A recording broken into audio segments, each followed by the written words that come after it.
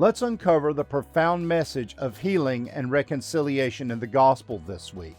Explore how our scars shape us and learn to find peace in releasing past wounds. Join us as we delve into the transformative power of God's grace and discover a path of unity and restoration. Don't miss this opportunity to journey toward healing and embrace the spirit of reconciliation.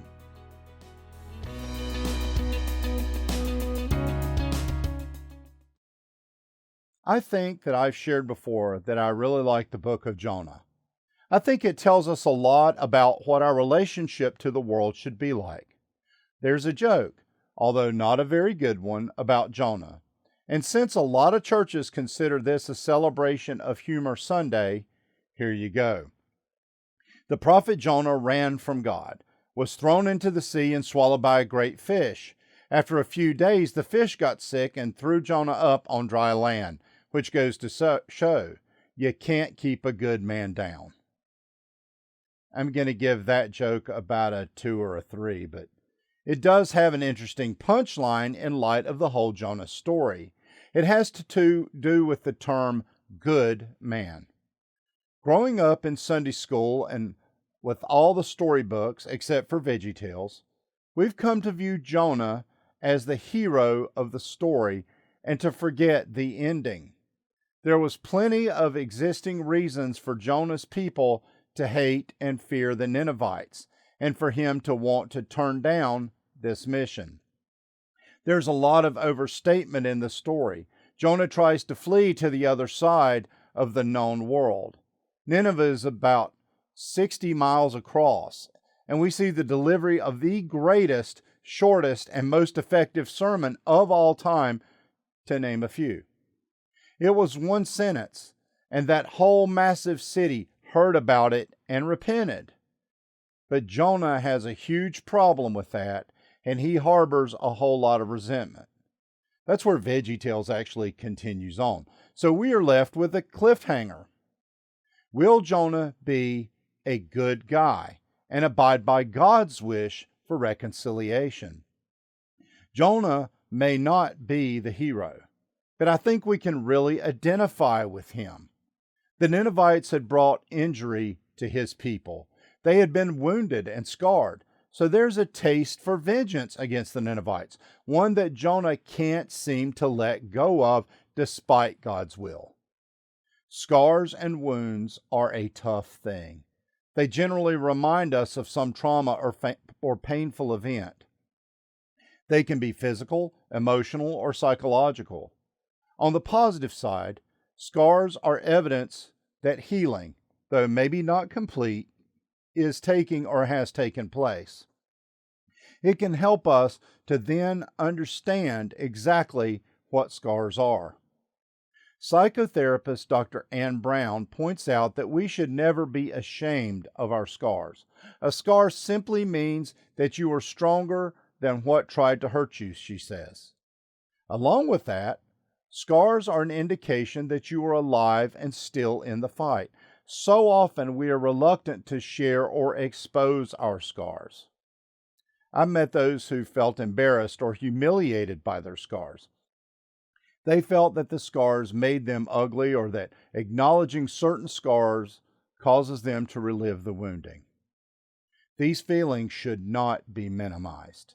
Trauma is a serious thing, and this sermon is not an attempt to make it all better or to shame victims.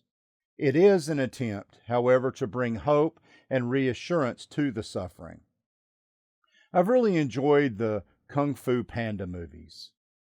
They were a lot of fun, but the second one really addressed some of the scars in my life. The bad guy in this movie is a white peacock named Shen that wanted to be all-powerful. There's a prophecy about one who is black and white that will defeat him. So he sets about the extermination of all pandas.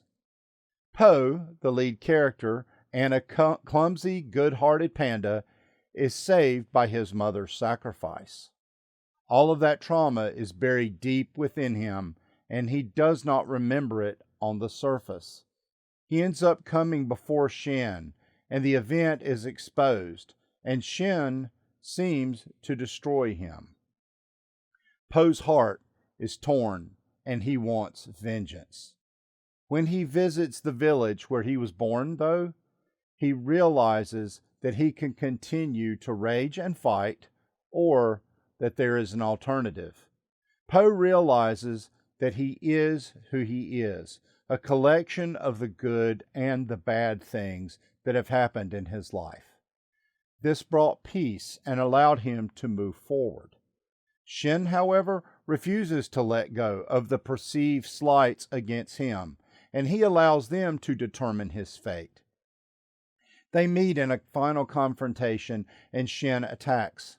Poe is blasted into the water by a cannon, but he gets up, and he reaches within for that inner peace. He begins to catch cannonballs and fling them aside, striking a lot of the ships, creating panic in the enemy and desertion.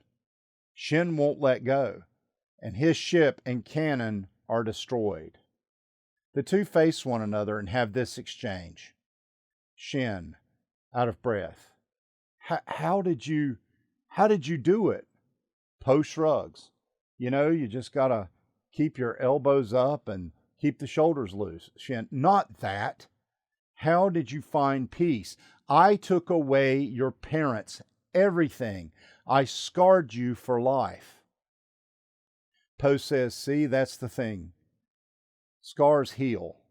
Shin replies, no, they don't. Wounds heal. Poe, oh yeah. Well, what do scars do? They fade, I guess. Shin, I don't care what scars do. Poe says, you should, Shin. You got to let go of that stuff from the past, because it just doesn't matter. The only thing that matters is what you choose to be now. Shin says, you're right. Then I choose this. And he pulls out a blade from his robes and begins attacking Poe, which ultimately leads to Shin's undoing. Here's the thing about the gospel for today. There's some interesting stuff going on in Greek grammar in the lesson. Oftentimes our translations build off of other translations and don't go back to the original text to take a look at it. And I'm really appreciative of a blog writer and pastor, D. Mark Davis, who has been going back to the original text and analyzing and discussing it online for over 10 years now. Some interesting things he pointed out about this section. The word that is translated as sin can also be translated as brokenness. Also, for the word we see translated as forgive, the potential definitions are quite varied, and forgive is not among the first choices. Other higher confidence choices are to send away or release. As Davis asked, what would be the meaning of Jesus' gathered followers having the spirit and power to release or retain brokenness? One that is especially important is, believe it or not, the verb tense of the was not of the passage where Thomas was not with them. Davis points out that the aorist tense is not used.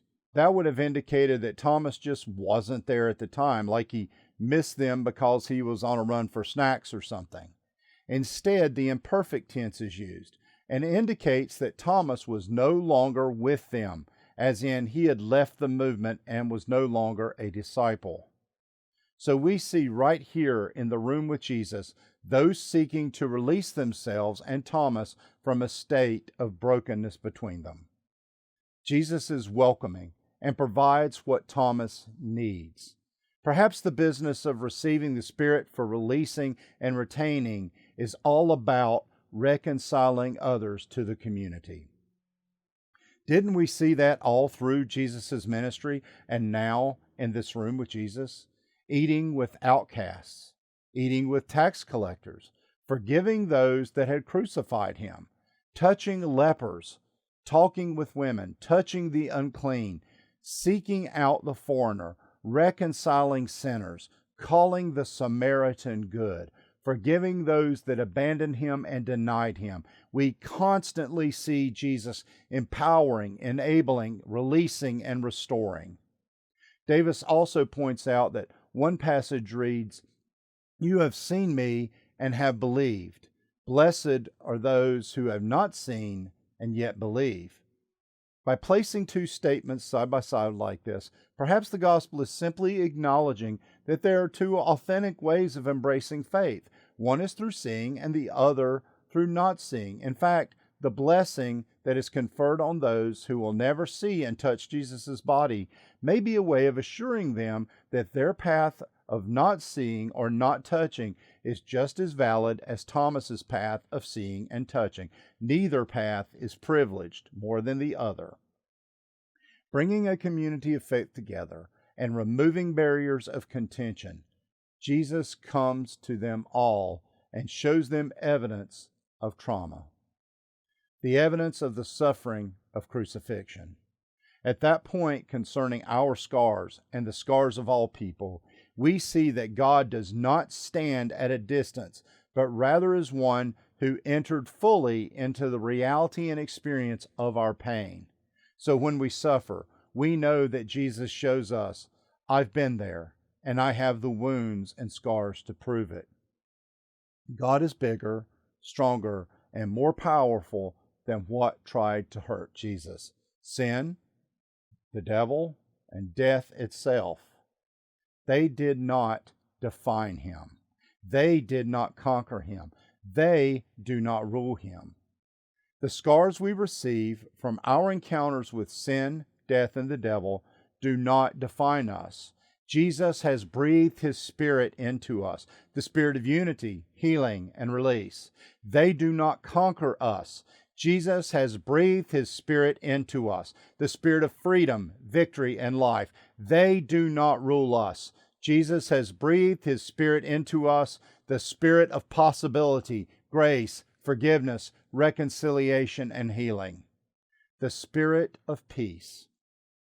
Jonah's forever standing out there on that hill. He's left there in the story to beg the question, are we willing to let go and get past the things that God has forgiven? Peace lies in release and reconciliation. Our scars are evidence of his grace, healing, and love. And God sends us along that road in life to be the Good Samaritan. He tends us and breathes on us as he did the disciples. The peace that Christ shares with us allows us to function at our best.